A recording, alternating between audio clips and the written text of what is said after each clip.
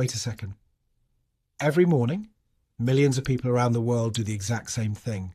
They open the cabinet, they take the box, they pour it into a bowl, they add milk, top cornflakes. The most ordinary breakfast in the world. But let me ask you something. The man who invented this food, why did he do it? Was it for a healthy breakfast? No. This food was created to suppress human sexual desires. This is not a conspiracy theory. This comes directly from the writings and speeches of John Harvey Kellogg. And the story is much stranger than you think. Because Kellogg was one of the most fascinating and disturbing figures in history. And every morning at your breakfast table, you are looking at a reflection of his ideas. After this video, you will never look at cornflakes the same way again. Part 1. Who was Dr. Kellogg? Michigan, United States. John Harvey Kellogg is born. He grows up in an Adventist family.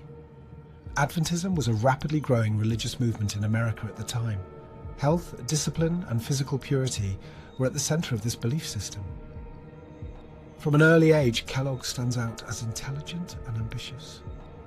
He studies medicine, and in 1876, at just 24 years old, he becomes the head of the Battle Creek Sanitarium in Michigan.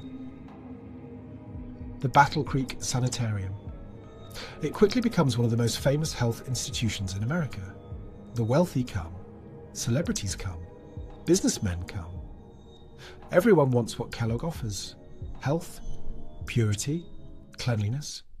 But Kellogg's idea of health was extreme, even for his time. Because to Kellogg, the greatest enemy of the human body was sexuality. Part 2. Kellogg's strange belief system. Now things start to change. In 1888, Kellogg writes a book, Plain Facts for Old and Young. In this book, his ideas are very clear. According to Kellogg, sexual desire was one of the greatest threats to both physical and mental health, not just excess. Any sexual thought, any form of desire, even within marriage. Kellogg took this belief so far that he claimed he never had a sexual relationship with his own wife. They never had biological children. They adopted children instead, and he saw this not as a sacrifice, but as a virtue. So how did he plan to suppress these urges? The answer was simple.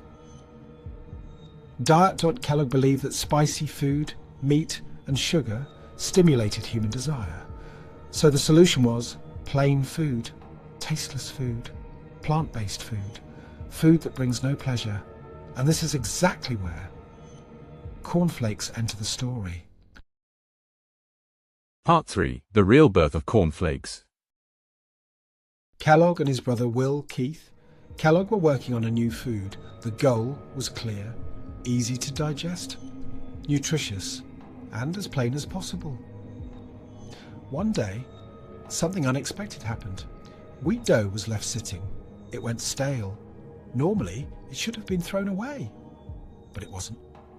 It was rolled, flattened, baked, and suddenly, flakes appeared, tasteless, plain, simple, exactly what Kellogg wanted. Later, they tried the same method with corn, and cornflakes were born. Kellogg served this product to his patients, but not just to feed them. The goal, clearly documented, was this: calm the body, cleanse the mind, and suppress sexual desire. This is not an interpretation. This was Kellogg's own philosophy. Now stop for a moment. The thing you eat every morning was created for this exact purpose. Part 4. The conflict between the brothers. Now we come to the most interesting part of the story. Kellogg's brother, Will. Will was focused on the business side of things. Accounting, down to operations, organisation. But Will saw something different. He saw an opportunity. This wasn't just food for patients. It could be packaged. It could be sold. It could become an industry. But there was one problem. Taste. Will wanted to add sugar to the product. But John Harvey Kellogg strongly opposed this, because sugar would destroy the entire purpose. The pleasurable food could no longer be a tool of control.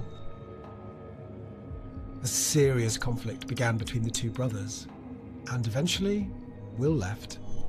In 1906 he founded his own company, and he added sugar to the product. The result? Explosion. The product sold massively. It was consumed by millions. Will Keith Kellogg became a millionaire. John Harvey Kellogg was furious. He sued his brother. A long legal battle over the name Kellogg began, and he lost. The brand you see in stores today belongs to the brother who changed the product. Sometimes history works in strange ways. Part 5. Kellogg's Other Ideas. But the story doesn't end here, because cornflakes are only the visible part of something much bigger. Kellogg's ideas went much further, and some of them are deeply disturbing today. For example, eugenics. Kellogg believed the human race should be improved. In 1906, he founded a race betterment organisation. These ideas are now completely rejected and considered unethical. But at the time, they were taken seriously. Another example, his obsession with digestion. Kellogg believed health started in the intestines. Patients at the sanitarium were constantly given enemas, sometimes even using yogurt. Most of these methods had no scientific basis. But people believed him because Kellogg was powerful. He was charismatic. He was convincing, and people trusted him. Now, let me ask you one final question. Tomorrow morning, when you sit at your breakfast table, what will you think about? Maybe you'll realise something. Today, there is a multi-billion-dollar industry. Breakfast cereals. Healthy products. But at the beginning of this industry, there was an idea that aimed to control human behaviour. This story shows us something important. Behind everything we call normal, there is always an idea, a belief, a purpose. And sometimes we only see the product, not the story behind it. Today, Kellogg's cornflakes are sold all over the world, but its purpose has changed. Sugar was added. Flavour was added. Will won, John lost. But both of them made history. One built an industry. The other put his name on a box that millions of people still hold every morning. There is always another side of history. And to see it, you just have to look a little closer.